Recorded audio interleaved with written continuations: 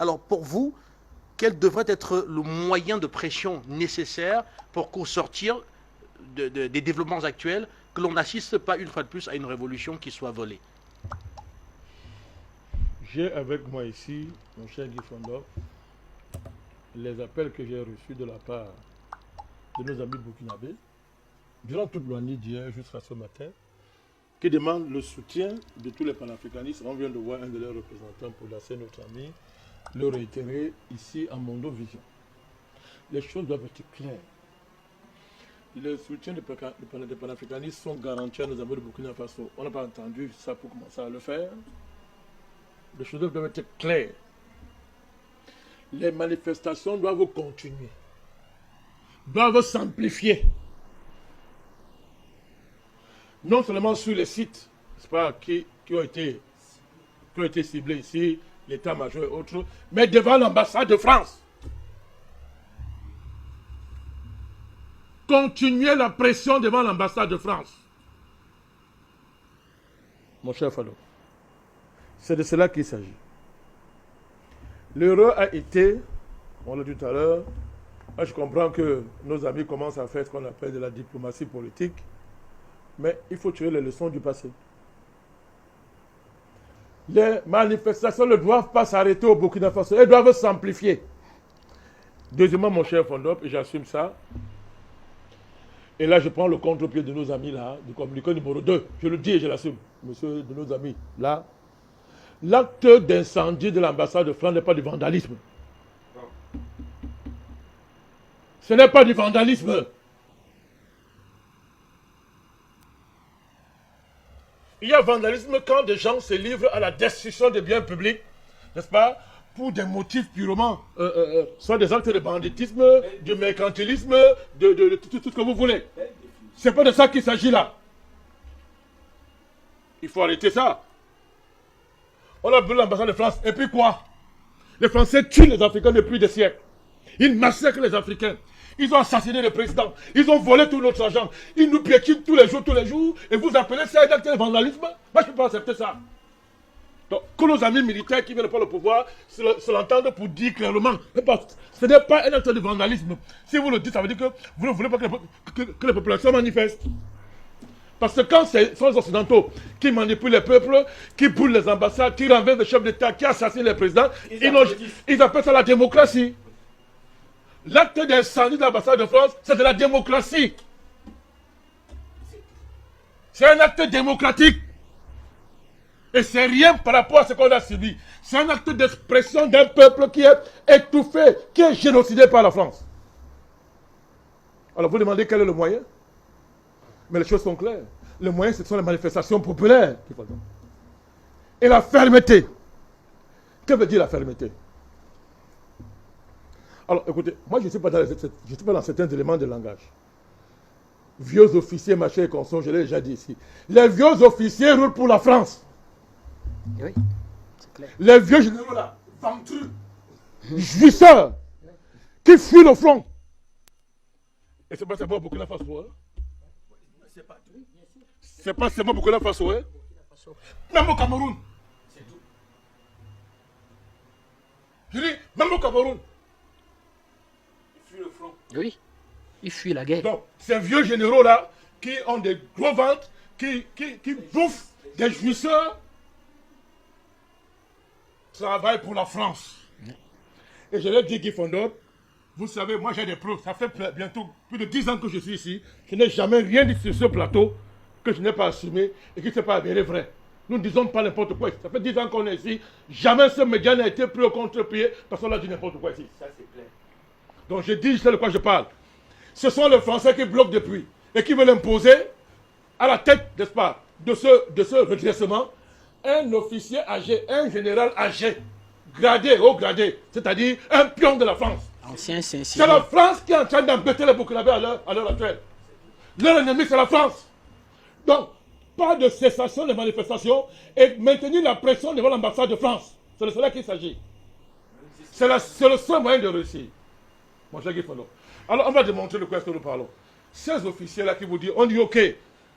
Traoré est très jeune, il n'a pas l'espérance pour gouverner. Très bien. Voilà Ces officiers de Saint-Cyr là, Comment?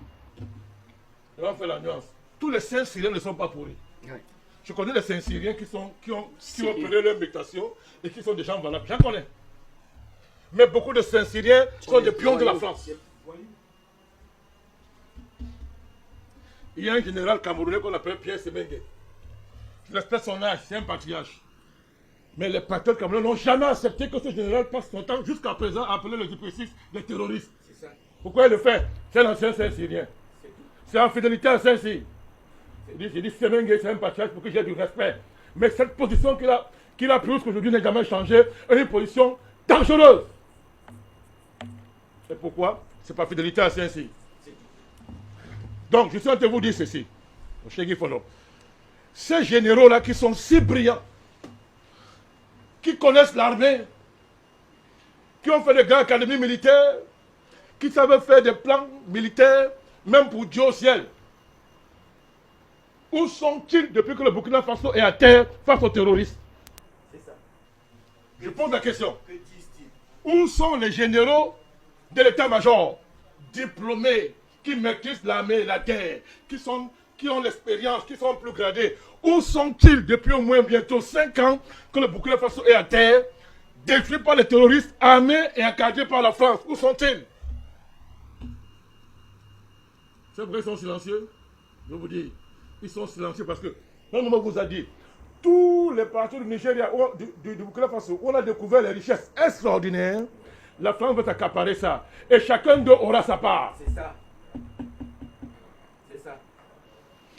Guy Fondo, voilà la contradiction militaire fondamentale qui travaille le Burkina Faso à l'heure actuelle. Ne me coupez pas. Parce que vous avez largement répondu à la question. Ne me coupez pas, laissez-moi terminer. Je vous en prie. Ne m'obligez pas à vous appeler votre travail. Vous êtes un grand journaliste. Laissez-moi continuer. C'est moi qui ai posé la question. Et donc, je sais que vous avez largement répondu. Je n'ai pas fini de dire ce que j'avais à dire. Voilà. Mais si vous voulez s'empêcher pas, je vous remets la parole. Chuter, on va continuer. Après, il y a Bertrand Tatinda et également le docteur Vekima sur le même point. Laissez-moi dire. Non, laissez-le. Je vous en prie, Guy Fondo. J'ai beaucoup de respect pour vous. Vous êtes un grand journaliste. Je suis en train de dire ceci. La contradiction militaire qui travaille actuellement au Burkina Faso, c'est le clivage entre les vieux généraux et les vrais militaires qui font la guerre au front.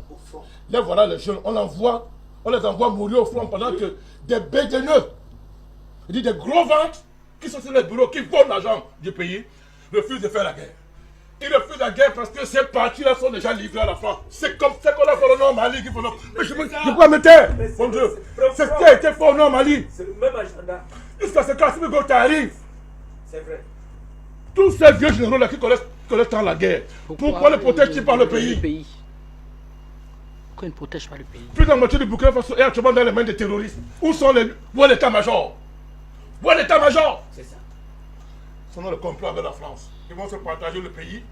Après, on va mettre un feignant à la tête de l'État qui est élu par démocratie. Pas 10 ans. Ils vont se partager. Et si se passe au Nigeria, je deviendrai. Donc, mon cher Guy Fondo, le problème, ce n'est pas les généraux, c'est la France. Et les capitaines là, c'est prêt et écoutez la voix du peuple. La voix du peuple. Écoutez la voix du peuple.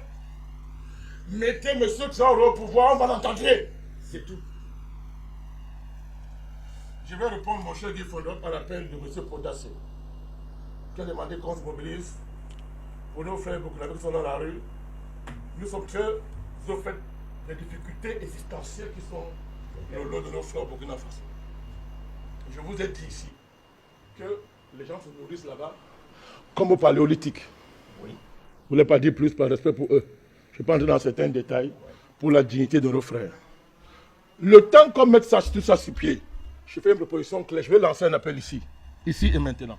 Nous demandons à l'État malien, à l'État de Guinée-Conakry, de se mobiliser aux côtés de nos frères du Burkina Faso. Alors, il faut expliquer pourquoi il faut le faire. S'il faut expliquer ça, ça veut dire que nous ne sommes pas des Africains. C'est tout. Au nom de quoi la France s'ingère dans les affaires du Burkina Faso? Au nom de quoi la France considère que le Burkina Faso est son territoire privé et les Maliens, les Guinéens-Conakry et tous les Africains du monde ne considèrent pas que c'est leur affaire. Au nom de quoi? La France est en train de tout faire pour maintenir et augrandir, c'est-à-dire l'opium.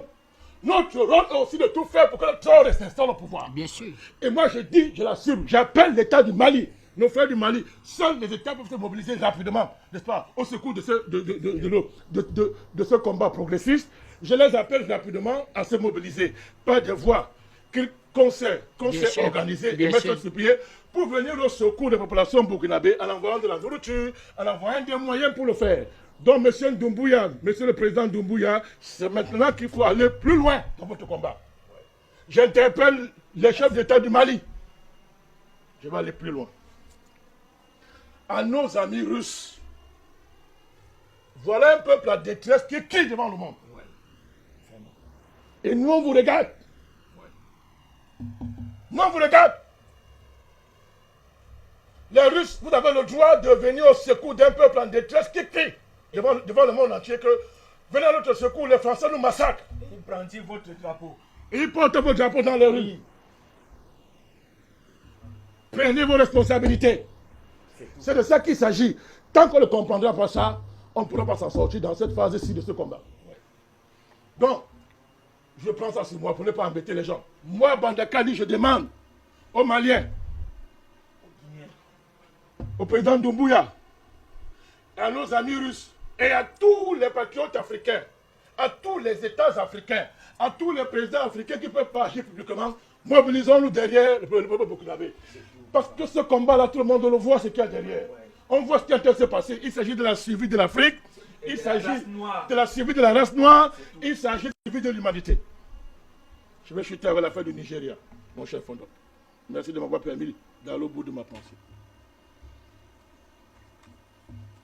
Il est difficile de parler du Nigeria, pour moi, parce que le Cameroun a un accord militaire avec le Nigeria. Mais on ne peut plus se taire, mon cher Bertrand, on ne peut plus se taire. Parce qu'il va même de l'avenir du Cameroun. Oui, bien sûr. Le virage que le Nigeria est en train de prendre est très inquiétant. Très inquiétant. Parce qu'on le fait miroiter une place au Conseil de sécurité des Nations Unies. On le fait miroiter une place, dit que le veto africain, c'est le Nigeria, c'est l'Égypte, c'est le Maroc, l'Afrique du Sud. Et les Blancs, vous le voyez, ils jouent là-dessus. Ils jouent là-dessus. Et ces pays ne sont pas choisis au hasard. Vous prenez l'Égypte, c'est un pion américain. Bien sûr. Il ne faut pas raconter des histoires.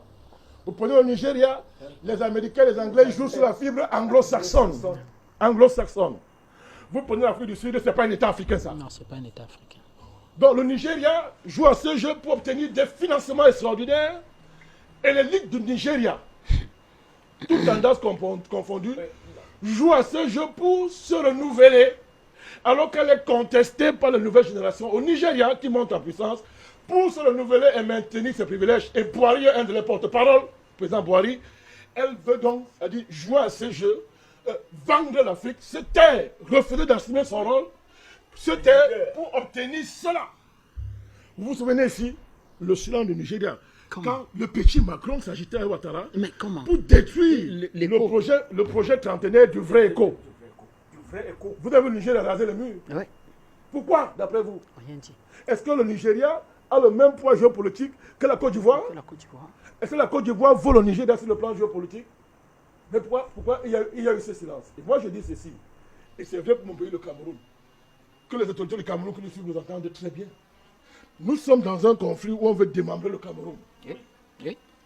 Jusqu'à présent, le Nigeria a été fidèle. Oui. En reconnaissance de ce qui a été fait. Mais à l'heure de ces grands enjeux géopolitiques mondiaux, tout est possible et tout va vite. Il faut faire attention parce que les positions actuelles du Nigeria sont très inquiétantes. C'est très inquiétant. Et tout est possible. Je dis bien, tout est possible. À la faveur d'un basculement, de ce basculement-ci, il n'est pas expliqué qu'au Nigeria, les alliances changent.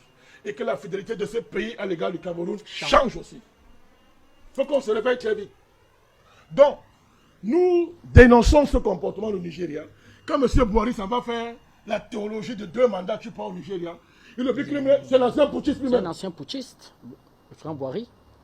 Jusqu'à présent, nous avons respecté le président Boari. On s'est tué à cause de sa fidélité à l'engagement historique des États, des présidents nigériens qui reconnaissent que grâce au Cameroun, le Nigeria n'a pas été démembré. Oui. Je rends hommage au président Aïdjo pour sa position. Je lui rends hommage de façon solennelle. Je suis un imprécis, mais je rends hommage au président Aïdjo sur cette position qu'il avait prise. Nous profitons des fruits de cela aujourd'hui, jusqu'à présent. Donc, Bertrand, tu as demandé le silence. Voilà pourquoi le Nigeria est silencieux. cette force anti-putsch, c'est au Nigeria qu'on donne le Oui, leadership. justement. En ballon, vend. Ils veulent les troupes Ce n'est nigériennes. pas aujourd'hui que la France joue un faux jeu avec le Nigeria. Les gars du Biafra, c'était qui? C'était pas de Ah, Gaulle. c'est ça. Et après ça, la France a agrandi ses intérêts au Nigeria. Elle a des gros intérêts pétroliers au Nigeria. Donc, faut pas croire que c'est pas une affaire que bon, c'est un pays francophone, anglo-saxon. Entre les mondialistes, il n'y a pas de barrière linguistique. C'est pour les enfants. Merci.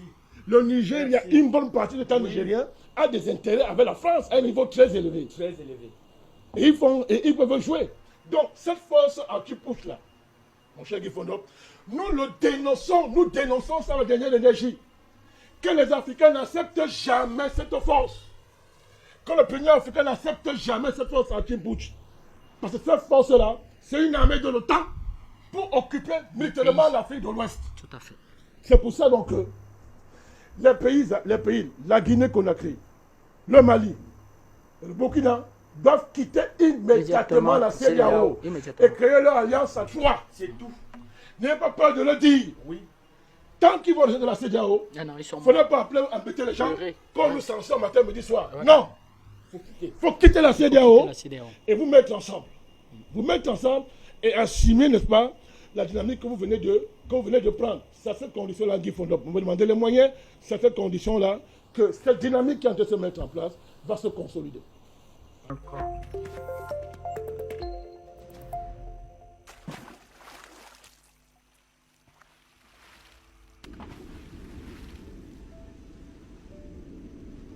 Afrique Média. Le monde, c'est nous.